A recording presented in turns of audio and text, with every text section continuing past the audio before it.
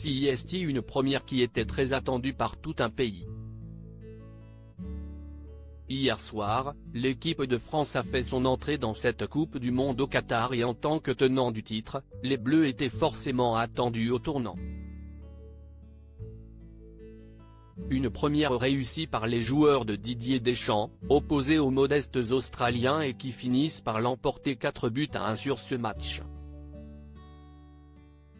Un match au cours duquel de nombreux joueurs ont brillé, à l'image d'Olivier Giroud, auteur d'un doublé qui égale le record de buts en équipe de France de Thierry Henry avec 51 réalisations. Pour ce match, les téléspectateurs présents sur TF1 ont bien évidemment pu retrouver le duo de choc chargé d'animer les rencontres des Bleus depuis plusieurs années maintenant. Vicente Lizarazu et Grégoire Margoton étaient aux commentaires et l'ancien champion du monde a certainement pris du plaisir à voir les joueurs de l'équipe de France réussir une prestation aussi solide. Pourtant, un petit détail a visiblement pas mal dérangé le compagnon de Claire Keim, qui a du mal à se faire à certaines décisions des organisateurs de ce mondial.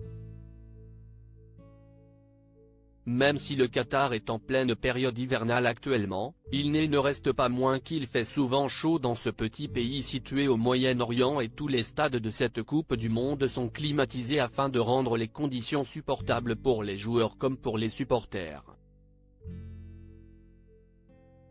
Vicente Lizarazu gelé, il pousse un coup de gueule hier soir, les organisateurs avaient peut-être poussé le bouton de la climatisation un peu fort au goût de Vicente Lizarazu, si l'on en croit ses commentaires pendant la rencontre.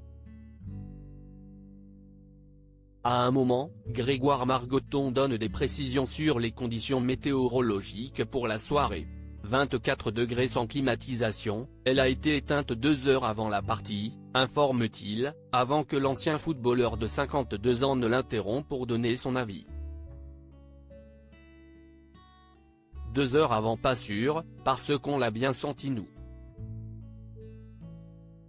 On l'a bouché derrière nous, se plaint-il, visiblement frigorifié par la température ambiante. Un petit problème de climatisation qui n'a visiblement pas empêché les Bleus de dominer l'Australie et de repartir avec une belle victoire.